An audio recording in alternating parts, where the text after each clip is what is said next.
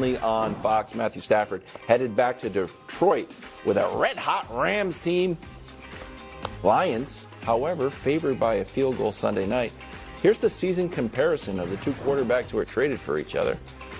Goff has a better completion percentage and more yards. Yards per pass, identical. Touchdowns is Goff's territory. Passer rating, Goff. Only the games weren't televised.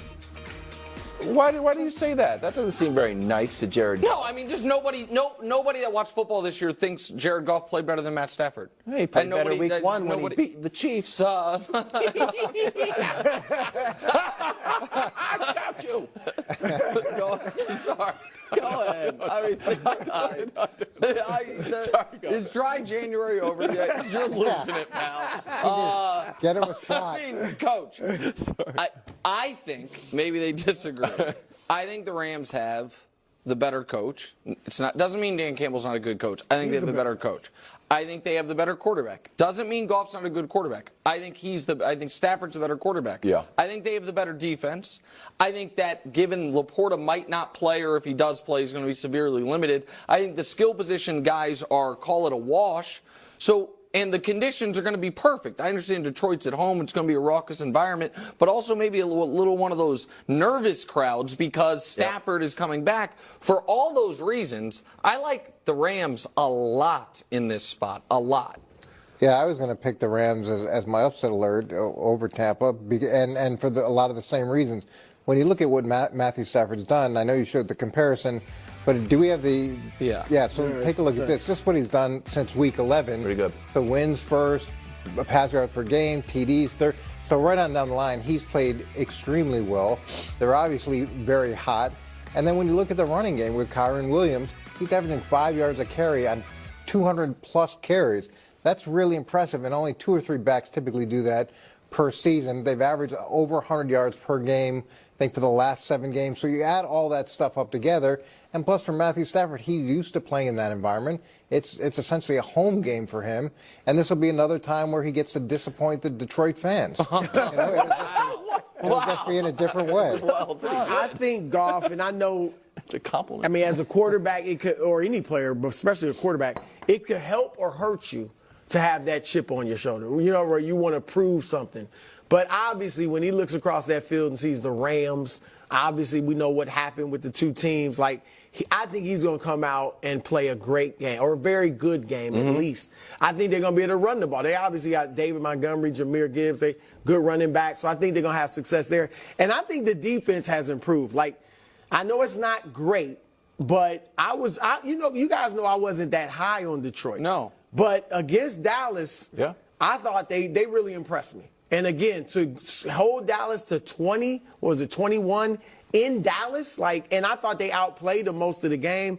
So I think Detroit is popping. I agree that McVay is a better coach, but I think Campbell's a good coach. And so I think as long as I don't want them to do anything crazy. Oh, now they that's might, my question. but some of the fourth downs. But I think he's got to temper that a little bit. Sometimes take the field goal. Take the 3. That's not happening. No.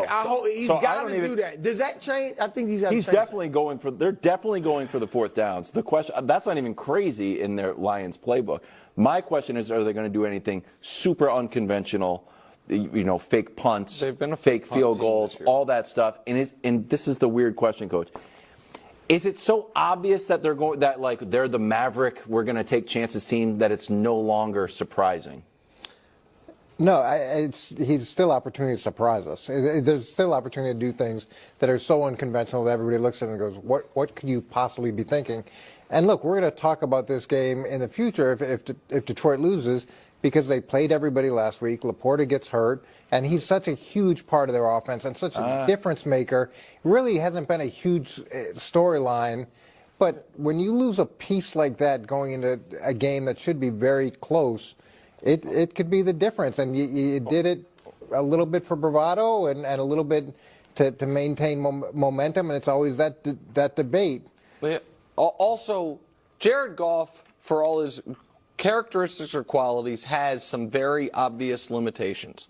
No one knows them more than Sean McVay. Sean McVay coached this guy, got the best out of him by learning what he does the worst.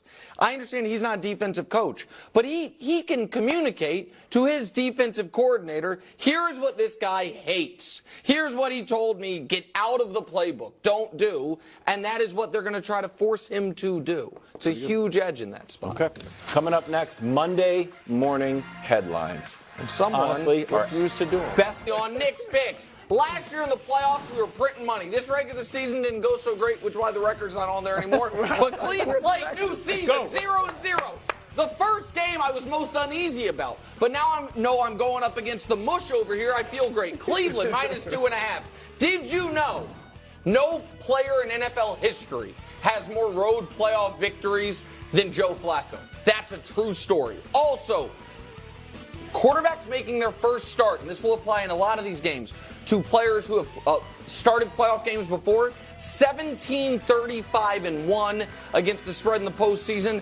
I don't love going up against CJ, but the better defense, Jim Schwartz, all of that, and all those Houston injuries, particularly on the edge, all laid the 2.5 with the Browns. This one, it's not the best number. You hate not taking the best number. It's open at 1.5 all the way up to 4.5. We'll take it anyway. Again, that same first quarterback start, 17-35-1 applies here. Also, Patrick Mahomes, when it's under 32 degrees, 9-4 against the spread. Tua, when it's under 40 degrees, 0-10 straight up. And Mahomes, the greatest statistical playoff quarterback ever. Next, Pittsburgh +10.